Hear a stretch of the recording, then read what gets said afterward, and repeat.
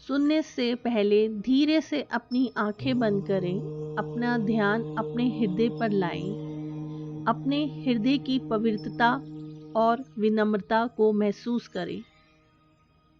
हमारी कहानी का शीर्षक है विनम्रता की जीत। सुबह मेघनाद से लक्ष्मण का अंतिम युद्ध होने वाला था।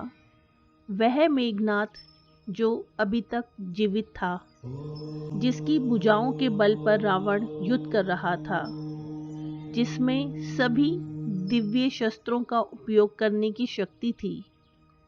सुबह जब लक्ष्मण भगवान राम से आशीर्वाद लेने गए, उस समय भगवान राम पूजा कर रहे थे।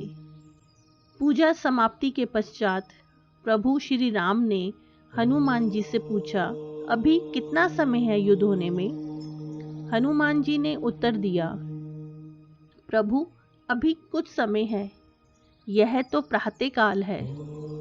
भगवान राम ने लक्ष्मण से कहा, यह पात्र लो और भिक्षा मांगकर लाओ। जो पहला व्यक्ति मिले उसी से कुछ अन्न मांग लेना। सभी बड़े आश्चर्य में पड़ गए। आशीर्वाद की जगह भिक्षा? लेकिन लक्ष्मण को तो जाना ही था, क्योंकि वह उनके बड़े भाई की आज्ञा थी।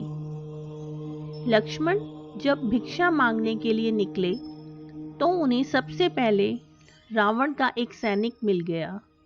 आज्ञा अनुसार मांगना ही था। यदि भगवान की आज्ञा ना होती तो लक्ष्मण उस सैनिक को वहीं मार देता, परंतु वह उससे भिक्षा मांगते हैं। सैनिक ने अपनी रसद से लक्ष्मण को कुछ अन्न दे दिया। लक्ष्मण ने वह अन्न लाकर भगवान राम को अर्पित कर दिया। तत्पश्चात भगवान राम ने उसे आशीर्वाद दिया, विजयी भव। भिक्षा का मर्म किसी को भी समझ नहीं आया, पर कोई पूछ नहीं सकता था। बस यह प्रश्न सबके अंदर ही रह गया। फिर भीषण युद्ध हुआ।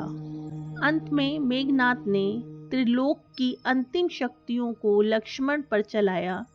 ब्रह्मास्त्र, पाशुपात्र, वेशुवास्त्र, इन अस्त्रों की कोई काट न थी। लक्ष्मण ने सिर झुकाया, इन अस्त्रों को प्रणाम किया। सभी अस्त्र उनको आशीर्वाद देकर वापस चले गए। उसके बाद श्री राम का ध्यान करके लक्ष्मण ने मेघनाद पर बाण चलाया। वह हंसने लगा। देखते ही देखते मेघनाद का सिर कटकर जमीन पर गिर गया। उसकी मृत्यु हो गई। उसी दिन संध्या काल में भगवान राम शिव की आराधना कर रहे थे। भगवान राम ने लक्ष्मण को सुबह भिक्षाटन हेतु क्यों भेजा था, यह प्रश्न तो अभी तक प्रश्न ही रह गया था। तो हनुमान जी ने कहा, प्रभु आप आज्ञा दे तो एक प्रश्न है। भगवान राम की अनुमति मिलने पर हनुमान जी ने पूछा, प्रभु वह भिक्षा का मर्म क्या है? भगवान मुस्कुराते हुए बोले, मैं लक्ष्मण को जानता हूँ, वह अत्यंत क्रोधी स्वभाव का है, लेकिन युद्ध को क्रोध से नहीं विवेक से जीता जाता है। जीवन के हर क्षेत्र में विजय वही होता है जो उस समय विशेष पर अपने विवेक को नहीं खोता है। मैं जानता था कि मेघनाद ब्रह्मांड की चिंता नहीं करेगा।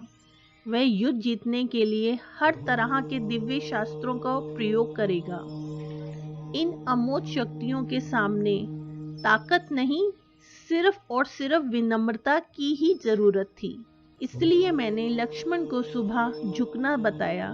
एक वीर शक्तिशाली व्यक्ति जब भिक्षा मांगेगा तो विनम्रता उसमें स्वयं प्रभावित होगी। लक्ष्मण ने मेरे नाम से बाण छोड़ा था। यदि मेघनाद उस बाण के सामने विनम्रता दिखाता तो उसे भी क्षमा कर देता। केवल जब हम महानता की दीवार तोड़कर स्वयं को विनम्र एवं तुच्छ प्राणी के रूप में प्रस्तुत करते हैं और अपनी व्यवहार संबंधी जटिलताओं और अहंकार को वश में कर लेते हैं, तभी जीवन वास्तव में आनंददायक बनता है। अहंकार को बहलाकर संपूर्ण की कला में श्रेष्ठता हासिल कर लेते हैं। यदि आप में विनम्रता और सरलता के गुण हैं, तो आप यह मान सकते हैं कि आपके पास वह सब कुछ है जो आपको चाहिए। जय श्री राम।